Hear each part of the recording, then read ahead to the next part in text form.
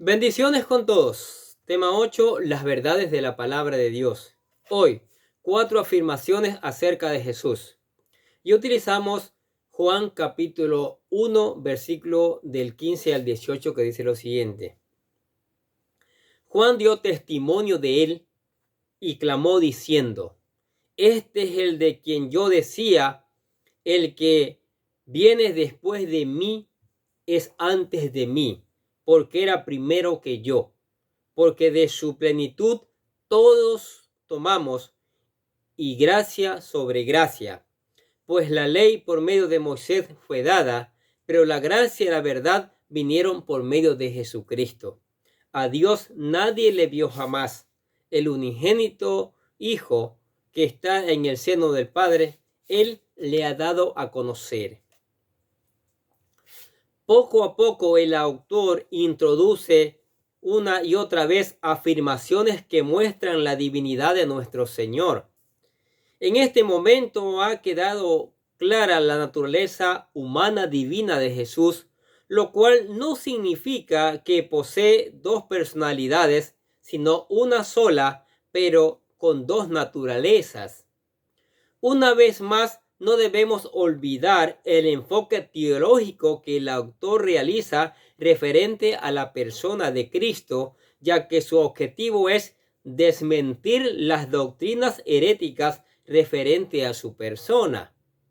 En esta sección de las Escrituras del Evangelio según San Juan, encontraremos 4 aseveraciones acerca de la persona de Jesucristo, no olvidando el enfoque principal del apóstol Juan.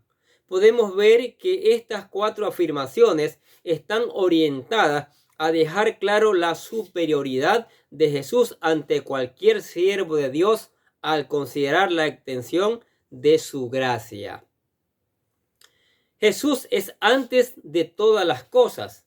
Mira lo que dice San Juan 1:15. Juan dio testimonio de él y clamó diciendo: Este es de quien yo decía, el que viene después de mí es antes de mí, porque era primero que yo.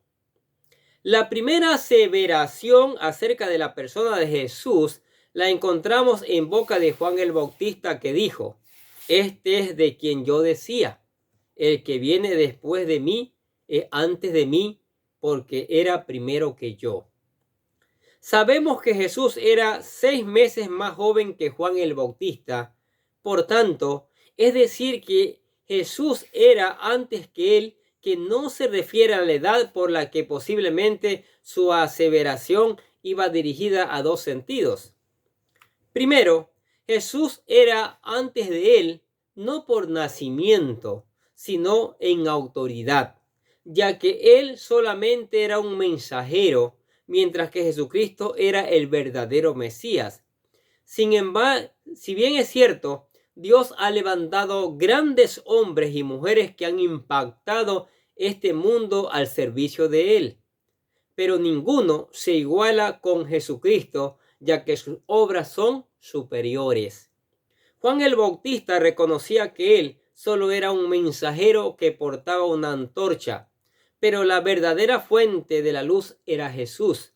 Su misión no era hacer discípulos del Bautista, sino conducir a la gente a la luz verdadera que podía cambiar sus vidas.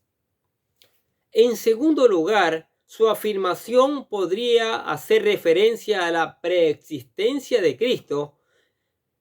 Jesús es antes de todas las cosas creadas en este mundo. Por tanto, Él se presenta en Apocalipsis como el principio y el fin. Miren lo que dice Apocalipsis capítulo 1, versículo 8. Yo soy el alfa y la omega, principio y fin, dice el Señor. Ahora, en Jesús encontramos la plenitud. ¿Qué dice San Juan 1:16? Porque de su plenitud tomamos todos, y de gracia sobre gracia. La segunda aseveración que encontramos acerca de la persona de Jesús es que en él encontramos la plenitud.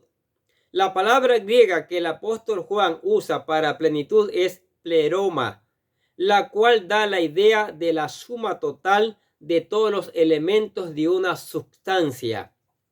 Por tanto, en Jesús se encuentra la suma total de todo lo que hay en Dios.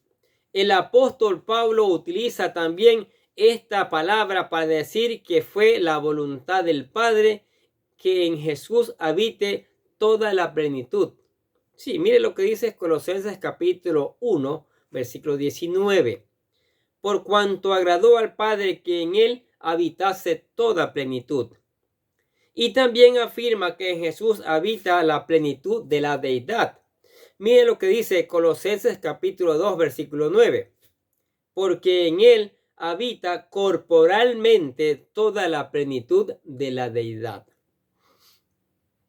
Esta afirmación es un argumento poderoso en cuanto a la divinidad de Jesús, ya que en él habita la plenitud del Dios verdadero, de la cual podemos tomar todos aquellos que creemos en su persona. Esta plenitud nos lleva a recibir gracia sobre gracia, es decir, favores inmerecidos de parte de Dios en lugar de favores inmerecidos de parte de Dios. Maravillas en lugar de maravillas, bendiciones en lugar de bendiciones, belleza en lugar de belleza. En general, todo lo bueno que Dios está dispuesto a compartir con nosotros. Y eso es maravilloso. Esta afirmación es un argumento poderoso en cuanto a la divinidad de Jesús, ya que en él habita la plenitud de Dios, del Dios verdadero, de la cual podemos tomar todos aquellos que creemos en su persona. Esta plenitud nos lleva a recibir gracia sobre gracia, es decir, favores inmerecidos de parte de Dios en lugar de favores inmerecidos de parte de Dios. Maravillas en lugares de maravillas, bendiciones en lugar de bendiciones, belleza en lugar de belleza. En general, todo lo bueno que Dios está dispuesto a compartir con nosotros. Y es maravilloso. Ahora, Jesús es el dador de la gracia y de la verdad. Miren lo que dice San Juan 1:17. Pues la ley por medio de Moisés fue dada, pero la gracia y la verdad vinieron por medio de Jesucristo. Hasta antes de Cristo, los hombres tenían que sujetarse a la ley para agradar a Dios.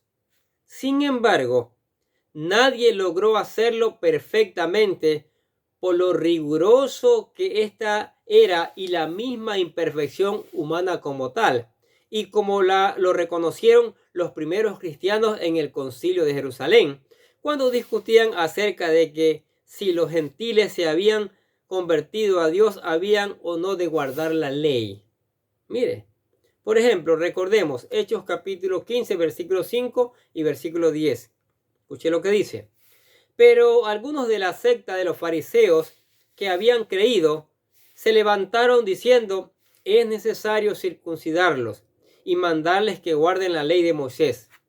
Ahora pues, ¿para qué tentáis a Dios, poniendo sobre la cerviz de los discípulos un yugo que ni nuestros padres ni nosotros hemos podido llevar? Queda claro que fue a través de Moisés que Dios trajo la ley. Sin embargo, a través de Cristo vino la gracia y la verdad. Con estas palabras, no es que se esté menospreciando la ley de Moisés o que ya no tenga validez para los cristianos. Es importante también saber que Dios le dio a Moisés alrededor de 613 leyes para su pueblo, entre estas leyes morales, leyes ceremoniales y leyes civiles. Definitivamente, las leyes ceremoniales fueron abrogadas con la obra consumadora de Cristo, y la iglesia no está obligada a vivir de acuerdo a ella. Así lo declaró el apóstol Pablo. Escuche lo que dice Colosenses capítulo 2, versículos 16 a 17. Por tanto, nadie juzgue en comida o en bebida o en cuanto a días de fiesta, luna nueva o días de reposo, todo lo cual es sombra de lo que había de venir, pero el cuerpo es de Cristo. El autor de la carta de Hebreos nos dice que la antigua ley ceremonial fue cambiada por el nuevo pacto. Miren lo que dice Hebreos capítulo 7, versículo 11 al 12 y versículo 22. Si pues la perfección fuera por el sacerdocio levítico, porque bajo él recibió el pueblo la ley, ¿qué necesidad habría aún de que se levantase otro sacerdote según el orden de Melquisedec y que no fuese llamado según el orden de Aarón? Porque cambiado el sacerdocio, necesario es que haya también cambio de ley. Por tanto, Jesús es hecho fiador de un mejor pacto. También el autor a los Hebreos nos habla acerca de la ineficacia de todos los sacrificios de animales que tenían el objeto de expiar el pecado del pueblo. Escuchemos lo que dice Hebreos capítulo 10, versículo 1. Porque la ley, teniendo la sombra de los bienes venideros, no la imagen de las mismas cosas, nunca puede, por los mismos sacrificios que se ofrecen continuamente cada año, hacer perfecto a los que se acercan. Por tanto, este aspecto de la ley, la ceremonial, ha sido abrogada, ya que no es a través de los sacrificios de machos cabríos o guardando los demás aspectos ceremoniales como la circuncisión, los rituales de purificación del cuerpo o alimentos, entre otros, que el hombre alcanza la misericordia de Dios, sino por medio de la gracia salvadora de Cristo. En cuanto a las leyes civiles, algunos apelan que Jesús abrogó cuando le dijo a Poncio Pilato: mi reino no es de este mundo, en San Juan 18:36. Aunque bien es cierto que las leyes ceremoniales y civiles eran dirigidas especialmente a Israel, no debemos olvidar que son escritas, inspiradas, de las cuales la Iglesia puede aprender grandes verdades, como por ejemplo el gobierno justo y la equidad, las leyes justas que regulan el crimen, la generosidad al dar las ofrendas y ayudas a los necesitados, entre otras. Sin embargo, la ley moral es algo que no está en discusión. Tanto los judíos como todos los creyentes estamos obligados a vivir de acuerdo a ella. La Biblia nos enseña que, como nuevas criaturas, nuestra salvación es por fe, pero que como nuevas criaturas hemos muerto al pecado, ahora tenemos que vivir en la luz de su palabra. Mire lo que dice Romanos capítulo 3, versículos 28 a 31. Concluimos, pues, que el hombre es justificado por la fe sin las obras de la ley. ¿Es Dios solamente Dios de los judíos? ¿No es también Dios de los gentiles? Ciertamente, también de los gentiles, porque Dios es uno, y Él justificará por la fe a los de la circuncisión, y por medio de la fe a los de la incircuncisión. Luego, por la fe, ¿invalidamos la ley? En ninguna manera, sino que confirmamos la ley.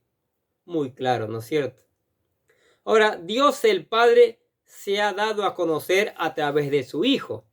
Mire lo que dice San Juan 1:18. A Dios nadie le vio jamás. El unigénito Hijo que está en el seno del Padre, Él le ha dado a conocer.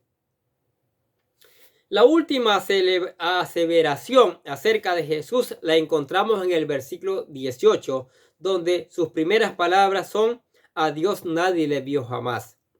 No eran difíciles de ser aceptados tanto por judíos como griegos.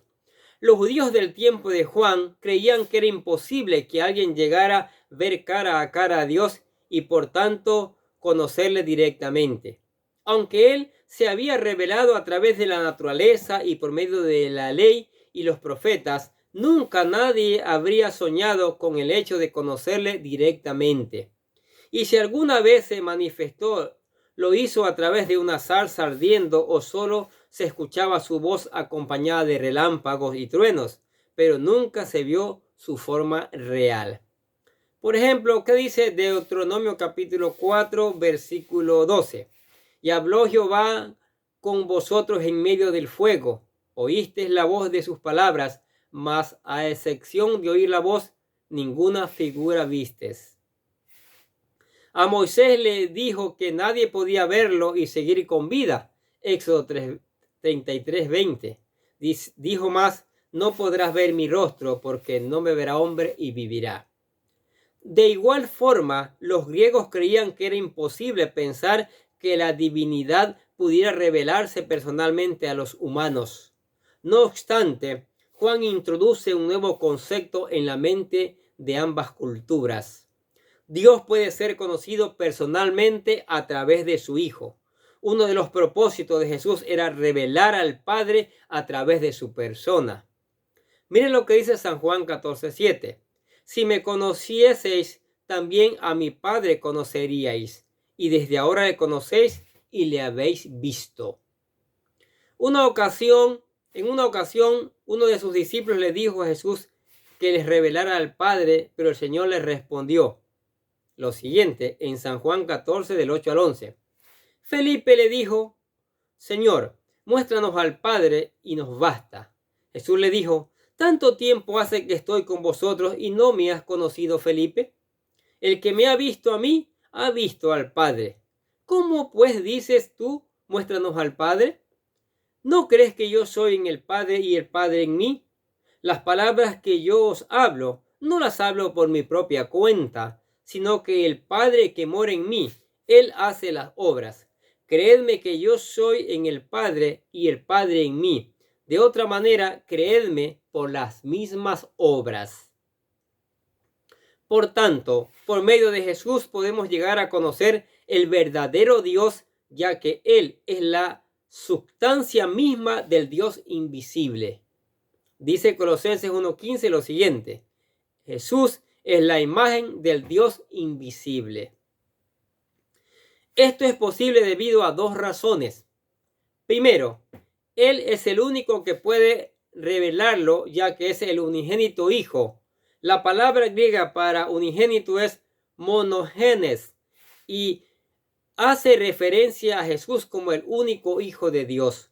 No hay otro después de Él. Por tanto, no hay otro medio para conocer a Dios. 2. Él es el que está en el seno del Padre. Con esta expresión se hace referencia a la gran comunión que existe entre el Padre y el Hijo, y como tal se conocen a profundidad. Por tanto, Jesús está en la posibilidad de dar a conocer a aquel que conoce personalmente. ¿Qué les parecen estas verdades de la palabra de Dios? Maravillosa, ¿no es cierto? Razón para venir a Cristo, y por eso les presentamos la oración de fe. Repítela conmigo, con fe. Diga: querido Dios, sé que soy un pecador y que nada de lo que hago puede hacerme ganar el cielo o la vida eterna. Creo que Jesucristo murió por mí derramando su sangre para lavar todos mis pecados para ser redimido, y que se levantó de la tumba al tercer día. Ahora mismo lo recibo como mi Salvador personal, confiando solamente en Él como mi único camino al cielo. Señor Jesús, séllame con tu Espíritu Santo y escribe mi nombre en el libro de la vida. Le decimos: Padre, gracias por regalarnos la vida eterna. Maravilloso. Ahora lea la palabra, estudie, aplique, ore y vaya a una iglesia. Amén. Oremos.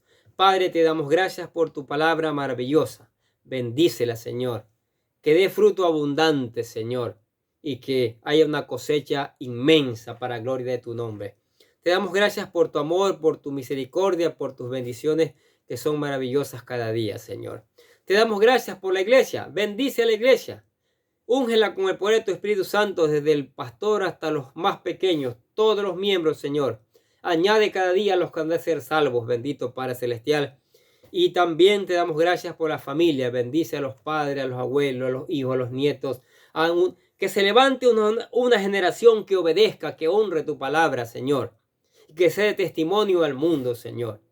Y te damos gracias también por los amigos, por los vecinos, por todos los que escuchan la palabra de Dios. Que tu Espíritu Santo la haga germinar, Señor. Te alabamos y glorificamos tu nombre en el nombre del Señor Jesucristo y decimos amén. Y los bendecimos a ustedes que escuchan cada día la palabra. Sigamos escuchando, sigamos aprendiendo y sigamos reenviando a todos nuestros contactos para que otros también conozcan las verdades que el Señor tiene para nuestras vidas. Que tenga un día lleno de bendiciones.